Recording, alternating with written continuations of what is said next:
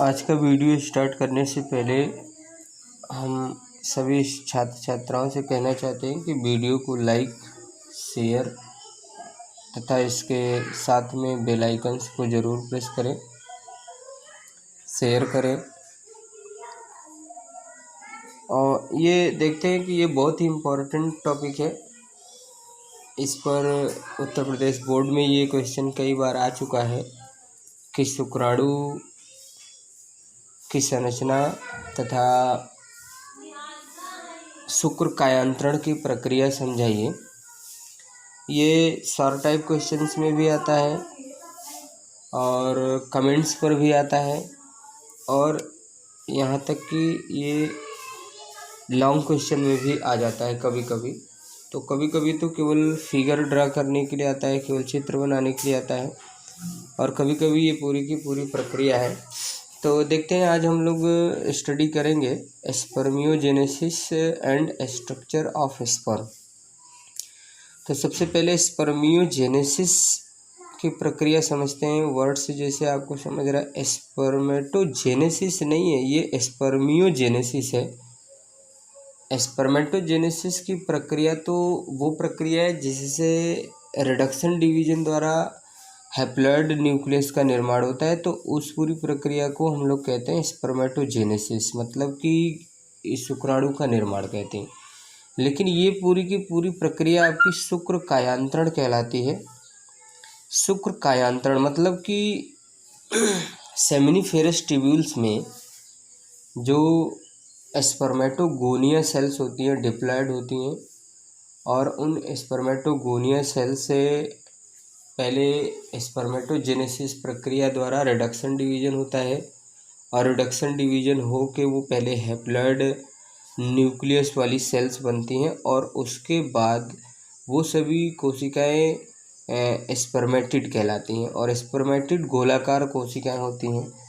गोलाकार कोशिकाएं जब इस रूप में यानी धागेनुमा संरचना में परिवर्तित होती हैं, तो इसी पूरी प्रक्रिया यानी गोलाकार कोशिकाओं के धागेनुमा संरचना में परिवर्तित होने की क्रिया को शुक्र कायांतरण कहते हैं या स्पर्मियोजेनेसिस कहते हैं।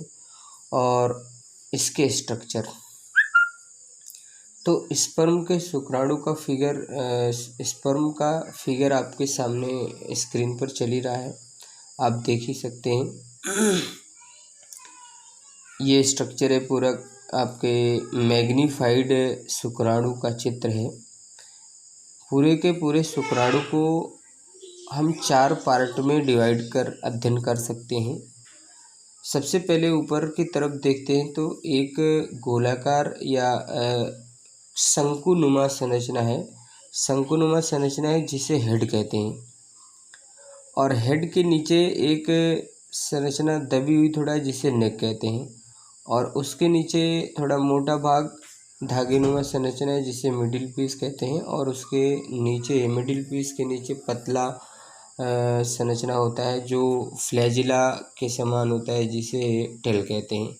तो पूरा का पूरा स्पर्म जो है 4 पार्ट में डिवाइड किया जा सकता है। हेड है, नेक है, मिडिल पीस है और टेल है। इधर मैग्नीफाइड सेल्स में देखते हैं, मैग्नीफाइड पूरा फिगर में देखते हैं कि सबसे ऊपर की तरफ एक टोपीनुमा स्ट्रक्चर है और नुकीला है, शंकु के आकार का स्ट्रक्चर है जिसे एक्रोसोम कहते हैं।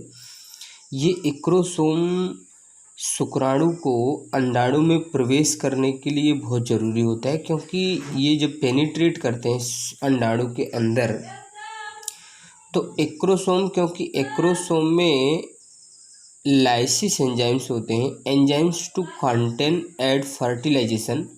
Acrosome contain enzymes to aid fertilisation. जब ये किसी अंडाणु के संपर्क में आता है तो ये एक्रोसोम में जो एंजाइम्स होते हैं, डाइजेस्टिव एंजाइम्स होते हैं, जो अंडाणु की झिल्ली को नष्ट करते हैं, जिसके कारण ये आसानी से अंदर एंट्री कर जाते हैं।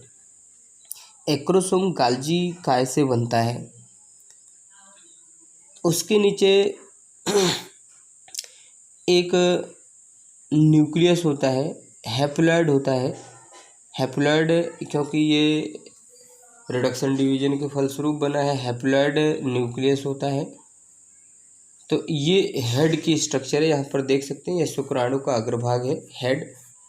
इसमें सबसे आगे टोपीनुमा एक्रोसोम होता है जो शुक्राणु को अंडाणु में प्रवेश करने में सहायक होता है। इस भाग में एक हैप्लॉइड न्यूक्लियस होता है। इस हैप्लॉइड न्यूक्लियस यही मेल गैमीट है।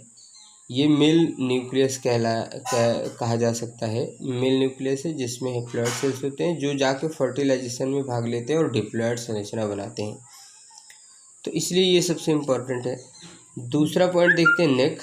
ये यहाँ से दबा हुआ कंस्ट्रक्टेड स्ट्रक्चर है। ये यहाँ से यहाँ तक का स्ट्रक्चर है, आपका नेक कहलाता है।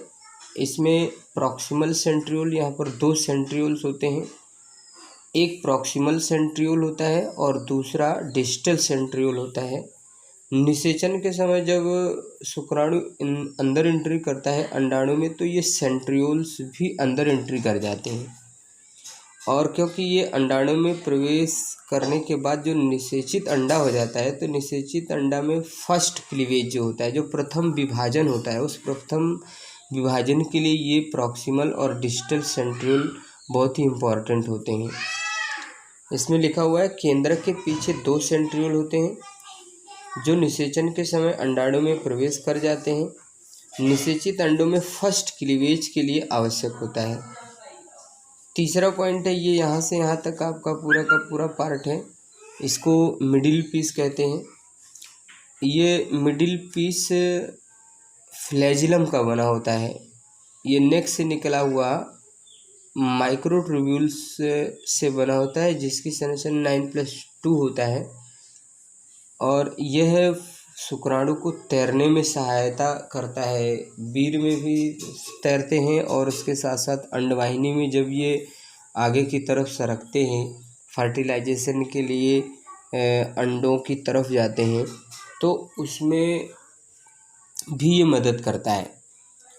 ये आपका मिडिल पीस है। इसमें माइटोकॉन्ड्रिया की संख्या बहुत होती है और इसीलिए ये माइटोकॉन्ड्रिया से चारों तरफ घिरा रहता है, इसीलिए इसे माइटोकॉन्ड्रियल स्पाइरल बोलते हैं। ये माइटोकॉन्ड्रियल स्पाइरल बोलते हैं क्योंकि शुक्राणु को मूवमेंट के लिए एनर्जी की आवश्यकता होती है। जब वो गति करता है तो उसको ऊर्जा की आवश्यकता है, उसके साथ साथ जीवित रहने के लिए भी जो ज़रूरी है। और सबसे लास्ट पॉइंट है आपका, तो देखते हैं मिडिल पीस में मध्य खंड में तथा पुष्य में पश्चिमाभ तथा कशाभिकाओं की भांति 9+2 व्यवस्था क्रम में माइक्रोट्यूब्यूल्स होते हैं जिनसे अनेक माइटोकॉन्ड्रिया लिपटे रहते हैं जो शुक्राणु को मूवमेंट के लिए ऊर्जा प्रदान करते हैं। और लास्ट वाला पॉइंट है टेल। पुच्छ सूक्ष्म नलिकाओं का बना भाग है। यह तरल वीर्य या अंडवाहिनी में तैरने का काम करता है। तो यदि इस टॉपिक में अगर किसी प्रकार का समझ में नहीं आया है तो उसको कमेंट करें। तो ये मेल गैमीट है और मेल गैमीट और फीमेल गैमीट के बारे में आप फर्टिलाइजेशन के बारे में जान ही चुके हैं। उसके साथ साथ यहाँ पर एक्रोसोम्स जो है, एक्रोसोम्स से एक विशेष टाइप का एंटी फर्टिलाइजिंग हार्मोन भी स्रावित होता है जो शुक्राणु को अंडाणु की तरफ आकर्षित करता है। तो इसके आगे नेक्स्ट वीडियो में थैंक यू।